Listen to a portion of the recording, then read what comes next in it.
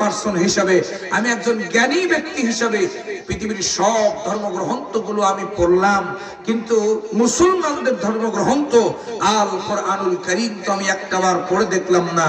এটা তো একটু শিক্ষিত মানুষ হিসেবে আমার অন্তত পড়া দরকার। আল্লাহু আকবার বলেন, আর জোরে আল্লাহু আকবার। আমার দিনী ভাইয়েরা, এই চিন্তা নিয়ে তিনি কোরআনুল কারীমের একটা কপি নিলেন। আমার ভাইয়েরা, বিসমিল্লাহির রহমানির রহিম বলে শুরু করলেন, সূরাতুল ফাতিহা পড়লেন। সূরাতুল বাকারার মধ্যে যখন তিনি গেলেন, তখন তিনি আশ্চর্য হয়ে গেলেন। আল্লাহ রাব্বুল আলামিন বলছেন, আলিফ লাম মিম যালিকাল কিতাবু লা রাইবা ফীহি হুদাল লিল মুত্তাকিন। আল্লাহ পাক বলেন, এটা এমন একটি কিতাব যে কিতাবের ভিতরে কোনো ভুল নাই, সন্দেহ নাই, সন্দেহের অবকাশটুকুও নাই। জোরে বলেন সুবহানাল্লাহ।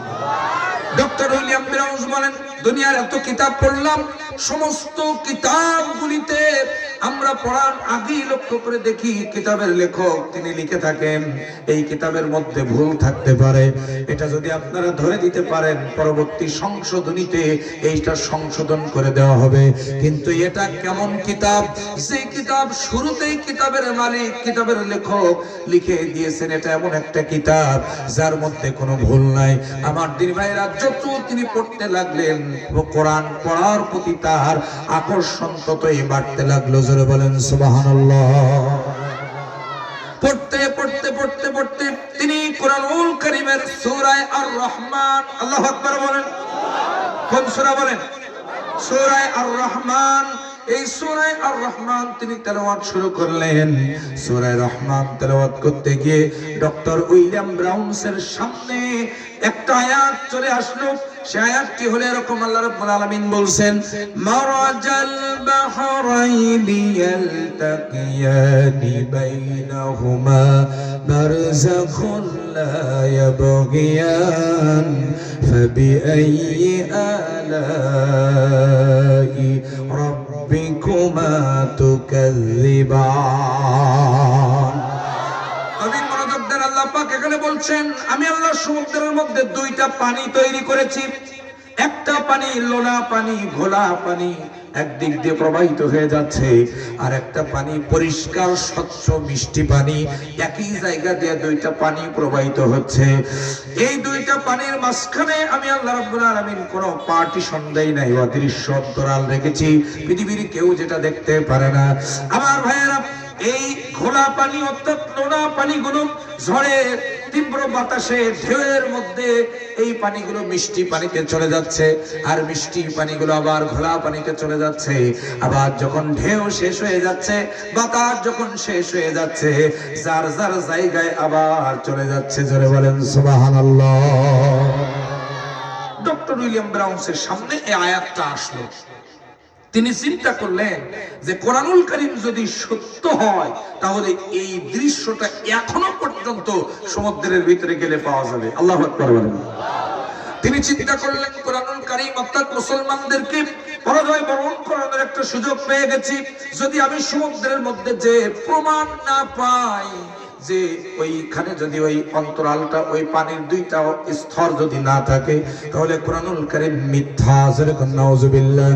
আর যদি থাকে তাহলে বুঝবো আল্লাহর কোরআন সত্য কিতাব, মুসলমানদের দ্বীন ইসলাম সত্য, বিশ্ব নবী জনাবে মুহাম্মদ রাসূলুল্লাহ সত্য নবী। যেরকম সুবহানাল্লাহ। আমার তিনি ভাইয়েরা, আমার বাবাজিরা, এই চিন্তা করে ডক্টর উইলিয়াম ব্রাউন্স তিনি কি করলেন, একটা অত্যাধুনিক ক্যামেরা নিলেন। এই ক্যামেরা নিয়ে একটা স্পিড বোট নিলেন। তিনি নিয়ে সমুদ্রের মধ্যে ওই জায়গাটায় চলে গেলেন যেই জায়গায় আজও পর্যন্ত ১৫০০ বছর পরে কোরআন অবতীর্ণ হওয়ার আজও পর্যন্ত যেই পানিটা দুইটা স্তর এখনো পর্যন্ত চলতেছে। জোরে বলেন সুবহানাল্লাহ। ঘোলা পানি আর মিষ্টি পানি একই জায়গায় চলছে, এখনো পর্যন্ত আছে। আপনি ইউটিউবে সার্চ দিতে পারেন অথবা গুগলে সার্চ দিলে আপনি এটা পেয়ে যাবেন। আমার ভাইয়েরা, ডক্টর উইলিয়াম ব্রাউন্স এই জায়গায় চলে গেলেন। যাওয়ার পরে ওই জায়গার ছবিটুকু তিনি তার অত্যাধুনিক ক্যামেরা দিয়ে ভিডিও করে নিয়ে আসলেন। আমার দিন ভাইয়েরা ছবি তুলে তিনি নিয়ে আসলেন। ছবি তুলে নিয়ে এসে হঠাৎ করে ওই দিন রাতের বেলা তিনি চলে এসে তার কম্পিউটারের সামনে, তার ডেস্কের সামনে বসেছেন। বসার পরে তিনি ওইটা খতিয়ে খতিয়ে জুম করে করে দেখতেছিলেন। ডক্টর উইলিয়াম ব্রাউন্সের স্ত্রী ঘুমায়। আমার ভাইরা, তার স্ত্রী 17টা ভাষার উপরে ডক্টরেট ডিগ্রি করা ছিল অক্সফোর্ড ইউনিভার্সিটি থেকে, এবং তার মেয়ে এরকম অনেকগুলো ডিগ্রি অক্সফোর্ড ইউনিভার্সিটি থেকে নেওয়া ছিল। মেয়ে ঘুমায়, স্ত্রী ঘুমায়।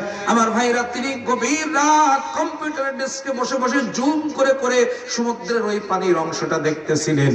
হঠাৎ করে ডক্টর উইলিয়াম ব্রাউন্স, আমার ভাইরা একজন খ্রিস্টান বিজ্ঞানী হওয়া সত্ত্বেও, ওই জুম দেখতে দেখতে, ওইটা দেখতে দেখতে হঠাৎ করে আল্লাহু আকবার বলে দাঁড়িয়ে গেছে। আল্লাহু আকবার বলে দাঁড়িয়ে গেছে। স্ত্রীর ঘুম ভেঙে গেছে, সন্তানের মেয়েটার ঘুম ভেঙে গেছে। স্ত্রী ডাক দিয়ে বলতেছে, তুমি তো মুসলমান না, তুমি তো খ্রিস্টান, আর মুসলমানদের সবচেয়ে বড় অস্ত্র লিল্লাহে তাকবীর, আল্লাহু আকবার, এই স্লোগান তুমি একজন খ্রিস্টান হয়ে কেন দিচ্ছ? আমার দিন ভাইরা, মেয়েটা বলে, বাবা তোমার কি হলো? এত কঠোরপন্থী ইসলাম বিরোধী তুমি, মুসলমানদের বিরোধী তুমি, অথচ মুসলমানদের সবচেয়ে বড় অস্ত্র আল্লাহু আকবারের স্লোগান তুমি কেন দিচ্ছ? কি হয়েছে এমন? ডক্টর উইলিয়াম ব্রাউন্স বাকরুদ্ধ হয়ে গেলেন। মুখ দিয়ে কোনো কথা আর বেরোচ্ছে না, শুধু ডান হাতের শাহাদাত আঙ্গুলিটা দিয়া তিনি কম্পিউটার স্ক্রিনের দিকে তার স্ত্রী এবং তার মেয়েকে নজর করতে বললেন। জোরে কোন সুবহানাল্লাহ। আমার দিনী ভাইয়েরা, মেয়ে কিছু বুঝলো না, স্ত্রী কিছু বুঝলো না। ওনার কাছে জিজ্ঞাসা করলো, কি হয়েছে, কি এমন ঘটনা ঘটেছে? এটা তো সামান্য একটা পানির দুটো অন্তরে আমরা দেখতে পাচ্ছি, তাছাড়া তো কিছু না। ডক্টর উইলিয়াম ব্রাউন্স বলে, প্রাণের বিবি, ও আমার কলিজার টুকরা কন্যা, আমার মেয়ে, তাকায় দেখো। জুম করে তিনি দেখালেন, ওই যে দুইটা অন্তরায়, দুইটা পানি চলতেছে, মাঝখানে কোনো পার্টিশন নাই, মাঝখানে কোনো প্রাচীর নাই। কিন্তু ডক্টর উইলিয়াম ব্রাউন্স বলেন, তাকায় দেখো, ওই দুইটা পানির মাঝখানে আলিফ লাম লাম হা 7টা অক্ষরের আল্লাহ এই নামটা লেখা। আর জোরে আল্লাহু আকবার। ডক্টর উইলিয়াম ব্রাউন্স বলেন, পৃথিবীর কোন মানুষের যেখানে যাওয়া সম্ভব না, পৃথিবীর কোন আর্টিস্টমেন্টের যেখানে যাওয়া সম্ভব না, ওই জায়গাটাই কে কে গেল, আর ওই সমুদ্রের দুটো পানির মাঝখানে কেমনে ওই আল্লাহ নামটা লেখা? এটা তো আমার মাথায় খেলতেছে না। পৃথিবীর কোন মানুষ যেখানে যেতে পারবে না, ছবি তুলে আনতে পারবে, কিন্তু পৃথিবীর কোন মানুষ ওই জায়গায় যেতে পারবে না, কারণ ওই ঢেউয়ের মাঝখানে যাওয়ার ক্ষমতা কারো নাই। কে লিখলো, কে লিখলো, কে লিখলো? স্ত্রী তখন ডাক দিয়ে বলছে, আমরাও তো জানি না। মেয়ে তখন বলছে, আমরাও তো জানি না। ডক্টর উইলিয়াম ব্রাউন্স তখন ডাক দিয়ে বলছে, প্রাণের বিবি, ও আমার কলিজার টুকরা সন্তান, তোমরা কি বুঝতে পেরেছো আমি জানি না, তবে আমি বুঝতে পেরেছি আল্লাহ সত্য, কোরআন সত্য, ইসলাম সত্য। তোমরা কি করবা জানি না, আমি পড়ে নিলাম, লা ইলাহা ইল্লাল্লাহু মুহাম্মাদুর রাসূলুল্লাহ। পড়েন সবাই, লা ইলাহা ইল্লাল্লাহ, জোরে লা ইলাহা ইল্লাল্লাহ, লা ইলাহা ইল্লাল্লাহ মুহাম্মাদুর রাসূলুল্লাহ সাল্লাল্লাহু আলাইহি ওয়াসাল্লাম।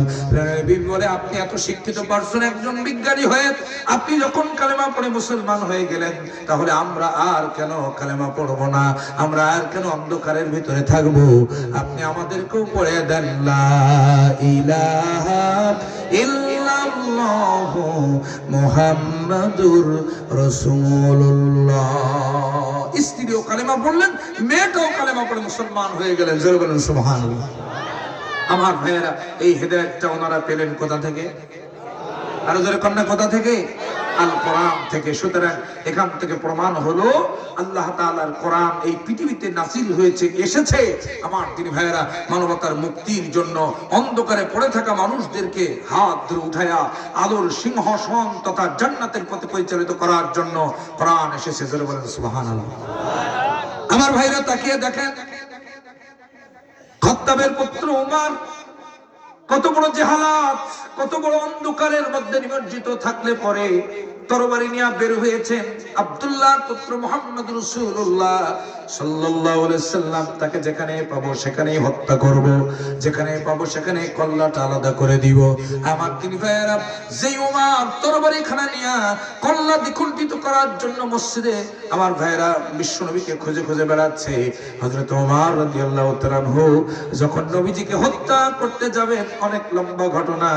বিশ্বনবী তখন নামাজের ভিতরে সূরা হাক্কা থেকে তেলাওয়াত করতেছিলেন।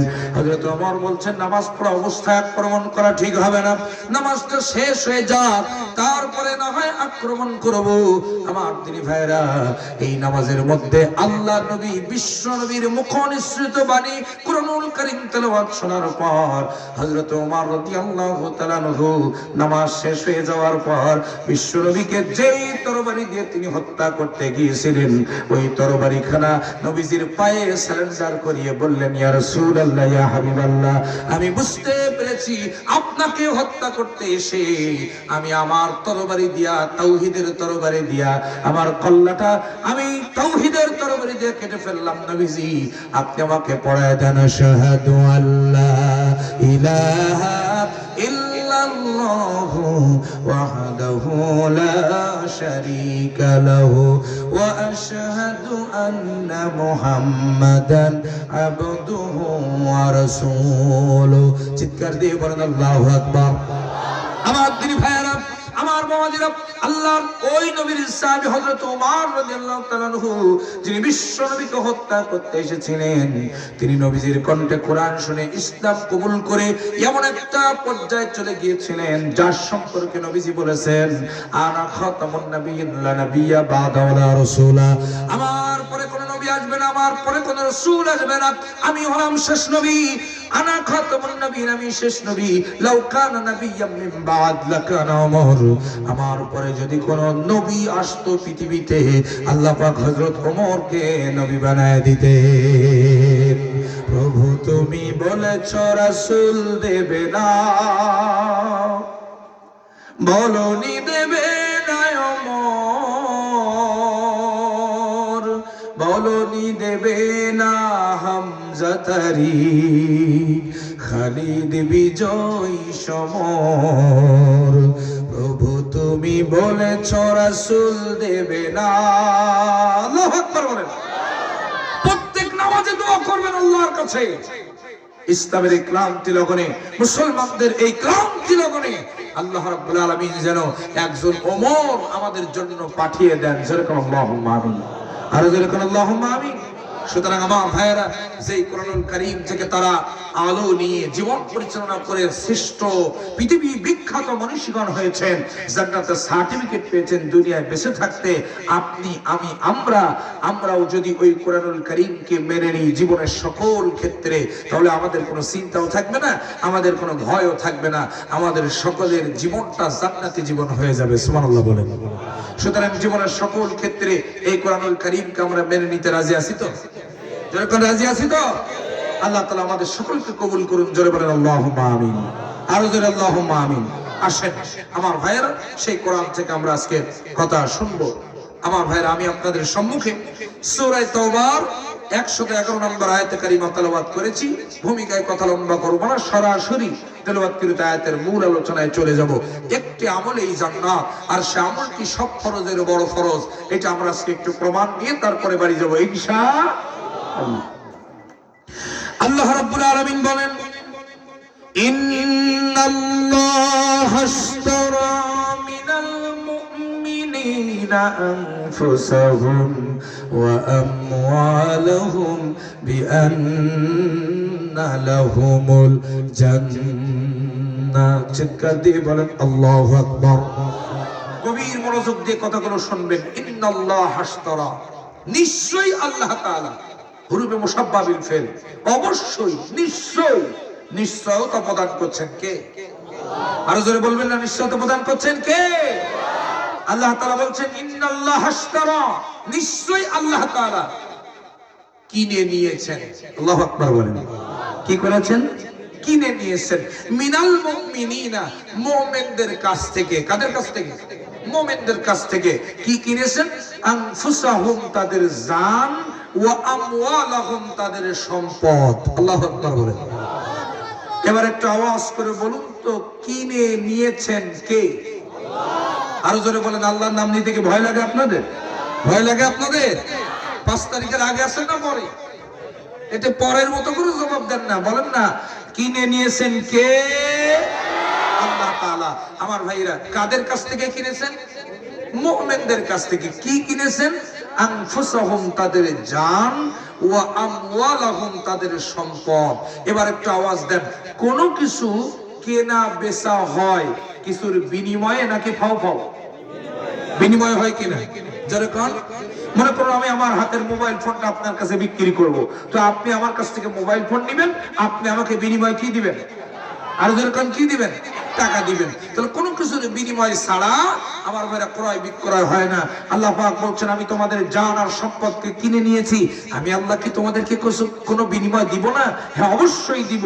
সেই বিনিময়টা কি? শোনো, বিআন্না লাহুমুল জান্নাহ, আমি আল্লাহ তোমাদেরকে জান্নাত দিয়ে দেব। এখন বলেন, জান্নাতের চাইতে আর আল্লাহর দেওয়া শ্রেষ্ঠ বিনিময়, এর চাইতে শ্রেষ্ঠ বিনিময় পৃথিবীতে আর কিছু আছে?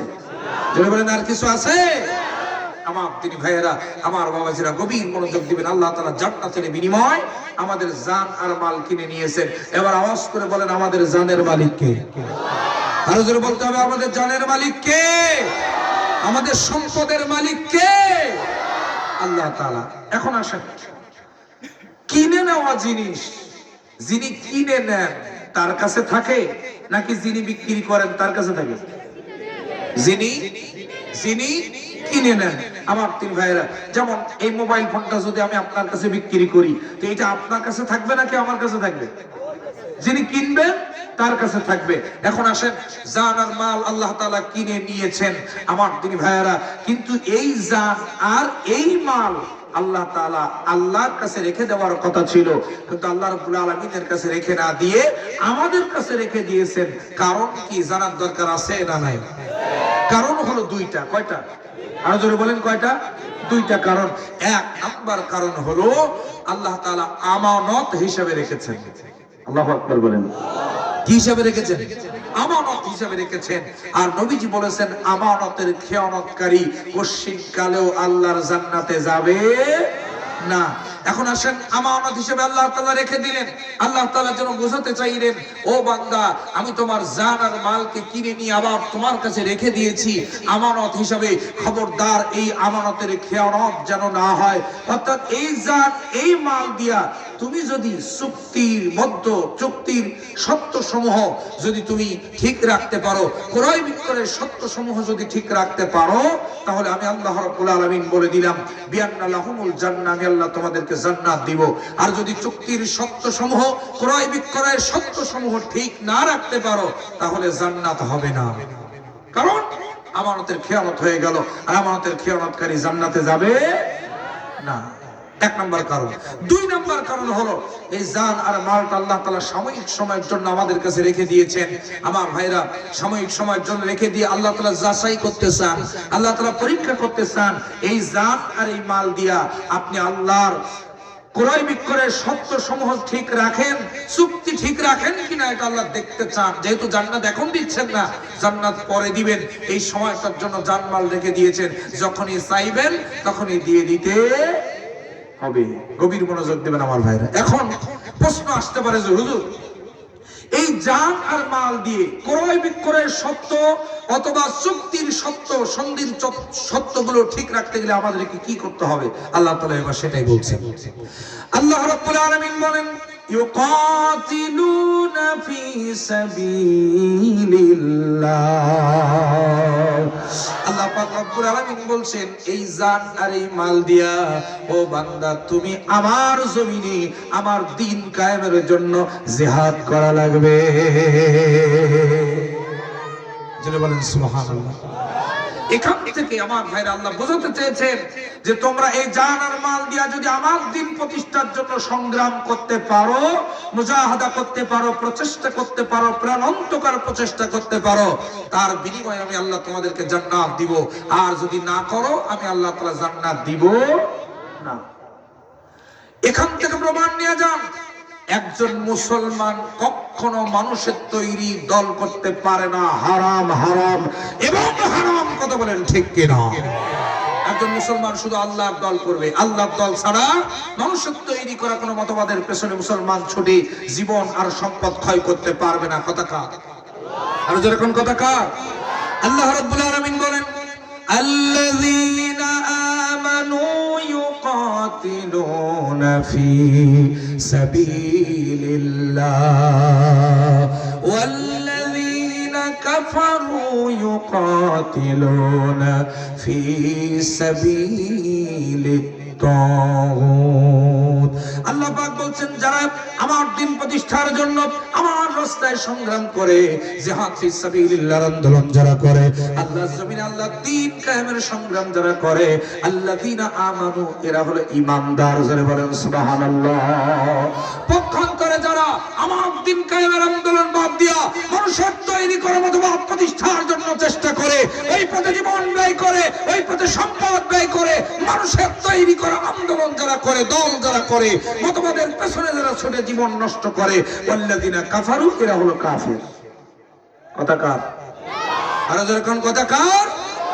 আল্লাহ তাআলা। সুতরাং একজন ইমানদার শুধুমাত্র কেবলমাত্র আল্লাহর জমিনে আল্লাহর দ্বীন প্রতিষ্ঠার জন্য সংগ্রাম করবে। জোরে বলেন সুবহানাল্লাহ। আমার দিন ভাইয়েরা, এই দিন কায়েমের আন্দোলনটা, জিহাদ ফি সাবিলিল্লাহর আন্দোলনটা হলো সব ফরজের বড় ফরজ। একটুখানি মিলায় নিবেন, আমি দুইটা প্রমাণ আপনাদের মাঝে উপস্থাপন করতে চাই।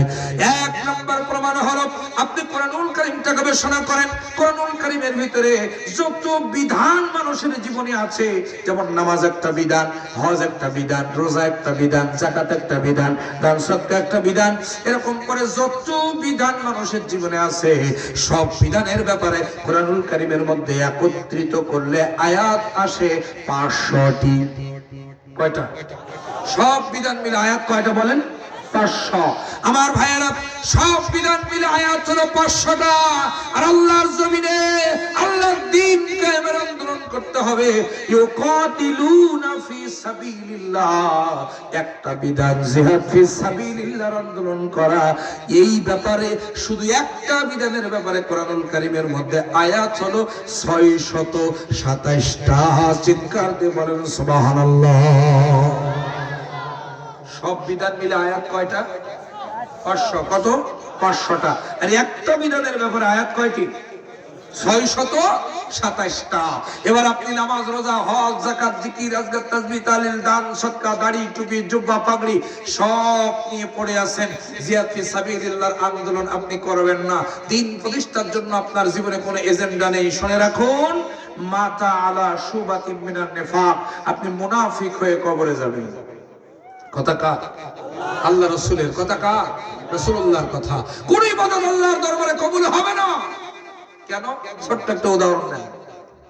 মনে করুন আপনার মোবাইল নাম্বারের সংখ্যা কয়টা?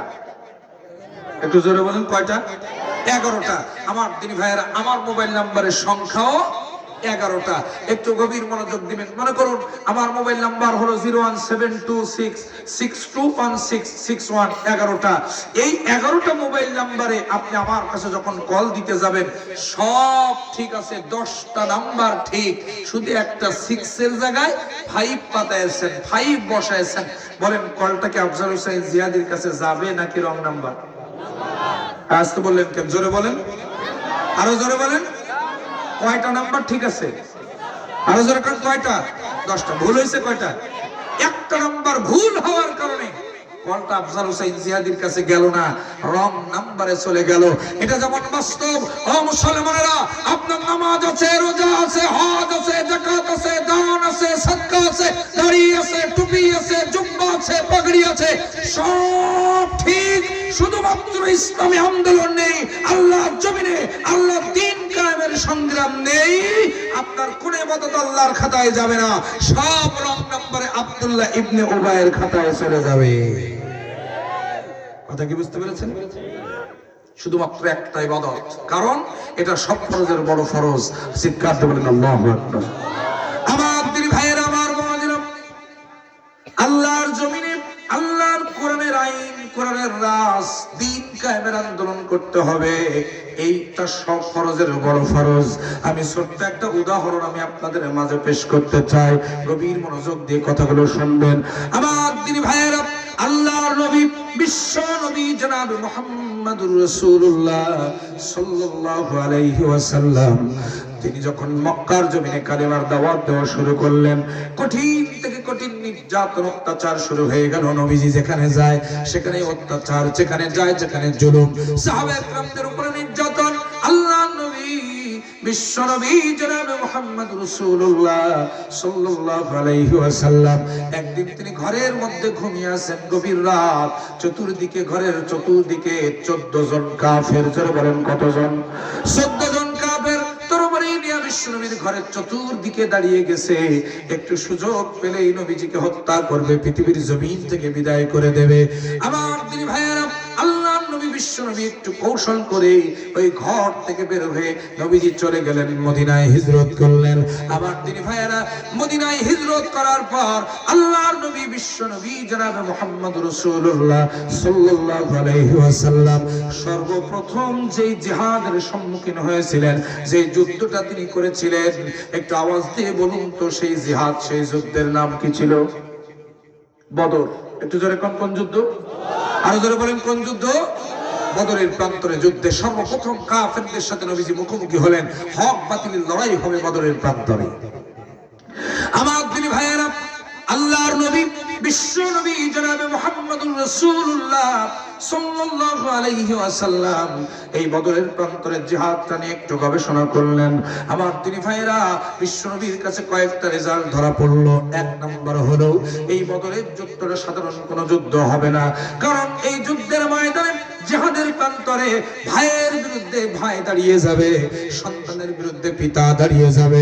আমার ভাইরা, ভাতিজার বিরুদ্ধে চাচা অস্ত্র ধরবে, এক কথায় বন্ধুর বিরুদ্ধে বন্ধু অস্ত্র ধরবে।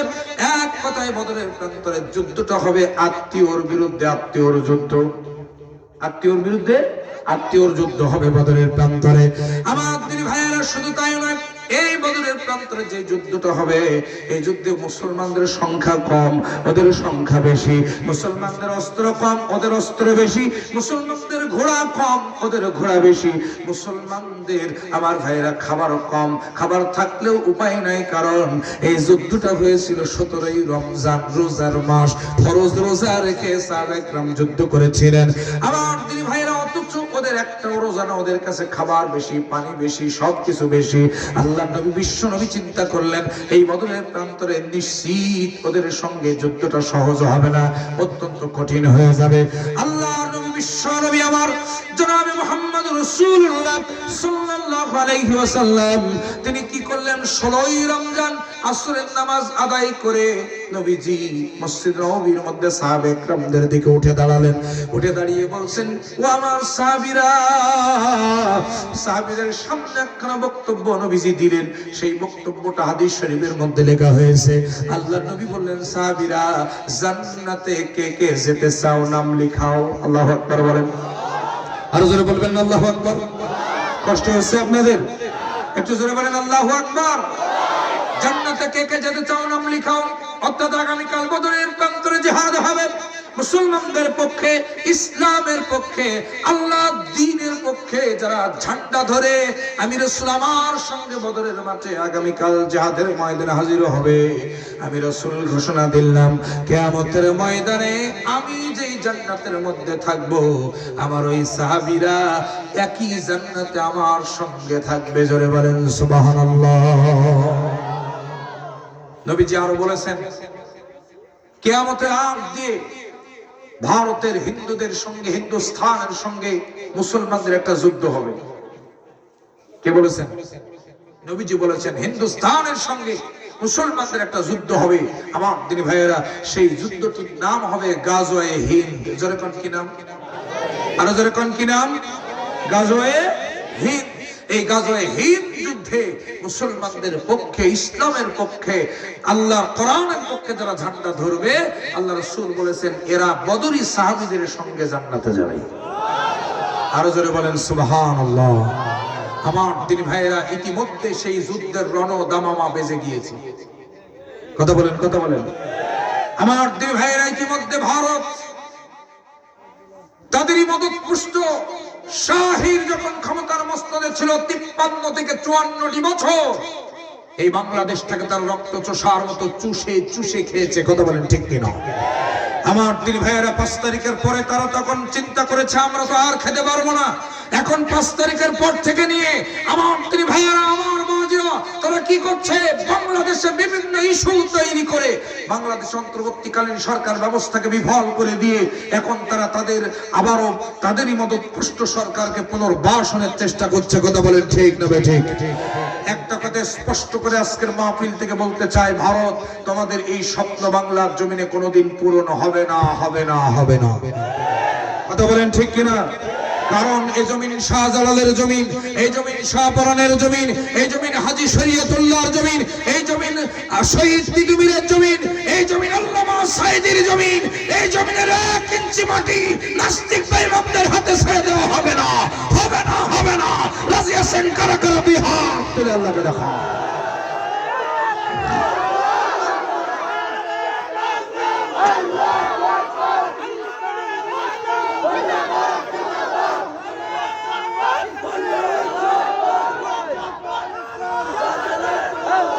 আমার তিনি ভাইয়ারা, আজকে ভারতকে বলতে চাই, তোমার অস্ত্র বেশি থাকতে পারে, তোমার ল্যান্ড পাওয়ার, সেনা পাওয়ার বেশি থাকতে পারে, তোমার AK-47 বেশি থাকতে পারে, তোমার আমার চাইতে অনেক শক্তিশালী অস্ত্র থাকতে পারে, কিন্তু শুনে রাখো, তোমার হাজারো শক্তিশালী অস্ত্রের চাইতে আমার একটা অস্ত্র আছে যেটা 1000 গুণ বেশি শক্তিশালী। সে অস্ত্রের নাম হলো ঈমান। কথা বলেন ঠিক কিনা?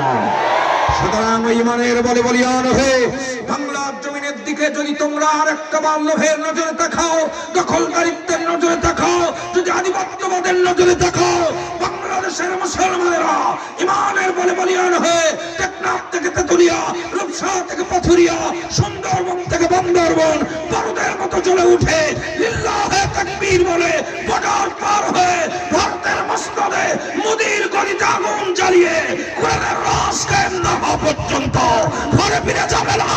রাজি আছেন কারা কারা? দুই হাত তুলে আল্লাহকে দেখা।